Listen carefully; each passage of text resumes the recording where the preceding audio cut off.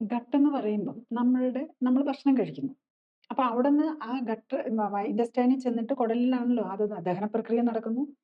അത് കഴിഞ്ഞിട്ട് അതിനെ അബ്സോർബ് ചെയ്യുന്നു. ന്യൂട്രീഷൻ ഓരോന്നും ആക്കി മാറ്റി അതിനെ ബ്ലഡിലേക്ക് അബ്സോർബ് ചെയ്യുന്നു. അപ്പൊ എന്തവിടെ ചെല്ലുമ്പോഴും നമ്മുടെ ഏറ്റവും കൂടുതൽ ഇമ്മ്യൂൺ സിസ്റ്റത്തിന്റെ ഒരു പേസ് പാച്ചസ് എന്ന് പറയും. അപ്പൊ ഇമ്മ്യൂൺ സിസ്റ്റത്തിന്റെ ഒരു മെയിൻ പാർട്ട് നല്ലൊരു പാർട്ട് തന്നെ ഈ എല്ലാം ഈ ഇന്റെസ്റ്റൈനെ കവർ ചെയ്ത് തന്നെ ഉണ്ട്. നമ്മൾ സബ്മ്യൂക്കോസിലാണ്. നമുക്കറിയാം ഇവിടെ രണ്ട് പേര് ടോൺസിൽസ് നിൽക്കുകയാണ്. എന്ത് അകത്തേക്ക് പോകുന്നതിന് മുമ്പും അതിനെ സ്ക്രീൻ ചെയ്തിട്ടാണ് വിടുന്നത്. അപ്പോൾ എന്തെങ്കിലും നമുക്ക് പറ്റാത്തത് വരുവാണെങ്കിൽ അപ്പൊ തന്നെ അത് സിഗ്നൽ ഹോൾ ബോഡിക്കാണ് കൊടുക്കുന്നത്. അതിന്റെ പുറകിൽ ഒരു അഡനോയിഡ്സ് ഉണ്ട് സെൻട്രൽ. അപ്പൊ 3 പേര് നമുക്ക് വായിക്കകത്ത് തന്നെ കാവല് നിൽക്കുന്നുണ്ട്. പിന്നെ താഴേക്ക് ഇറങ്ങി കഴിഞ്ഞു കഴിഞ്ഞാൽ ഫുൾ ഫേസ് പാച്ചസും കാര്യങ്ങളും വരുന്നുണ്ട്. ഈവൻ നമ്മുടെ ഇമ്മ്യൂൺ സിസ്റ്റത്തിന്റെ ഒരു പാർട്ടാണ് നമ്മൾ ആസിഡ് കൂടുതലെന്ന് പറയൂലേ, അസിഡിറ്റി ഒരു പ്രോബ്ലം ആയിട്ട് കണ്ട് നമ്മൾ അത് സപ്രസ് ചെയ്യാനാണല്ലോ നമ്മൾ പല മരുന്നുകളും കഴിക്കുന്നത്. അപ്പൊ ഈ ആസിഡ് തന്നെ നമ്മൾ ഒരു ഇമ്മ്യൂൺ സിസ്റ്റത്തിന്റെ ഭാഗമാണ്. നമ്മൾ ഈ കഴിക്കുന്ന ഭക്ഷണത്തിനകത്ത് പല അണുക്കളും പലതും ഉണ്ടാകാം.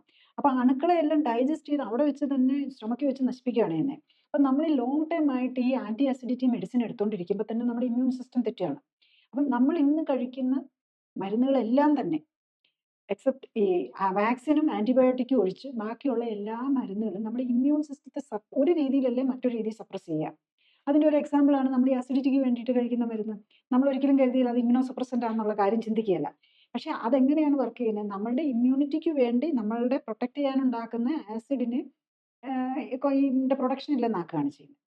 അപ്പം അങ്ങനെ പല രീതിയിൽ ഓരോ മരുന്നുകൾ, ഇപ്പം ആസ്മയ്ക്ക് വേണ്ടിയിട്ട് കഴിക്കുന്ന മരുന്ന് അതുപോലെ തന്നെ നമ്മുടെ ആ ഇമ്മ്യൂൺ സിസ്റ്റത്തിന്റെ റിയാക്ഷൻ ആണ്. നമ്മൾ അലർജിക് റിയാക്ഷൻ വരുന്ന ശരിക്കും പറഞ്ഞു കഴിഞ്ഞാൽ ഒരു ഇമ്മീഡിയറ്റ് ഓട്ടോഇമ്യൂൺ ഡിസീസ് പോലെ ഇമ്മീഡിയറ്റ് അലർജിക് റിയാക്ഷൻ അതുപോലെ ഇമ്മ്യൂൺ സിസ്റ്റം തന്നെ ഓവർ ആക്ട് ചെയ്യുകയാണ്. നമ്മൾ നോർമലായിട്ട് പ്രതികരിക്കേണ്ടതിന് പകരം നമ്മൾ അബ്നോർമലായിട്ട് നമ്മുടെ ഇമ്മ്യൂൺ സിസ്റ്റം പ്രതികരിക്കുകയാണ് ചെയ്യുന്നത്. അപ്പൊ ഇതിനെയൊക്കെ ഒരു രീതിയിലല്ലെങ്കിൽ വേറൊരു രീതിയിൽ സപ്രസ് ചെയ്യാനായിട്ടാണ് നമ്മൾ മരുന്നെടുക്കുന്നത്.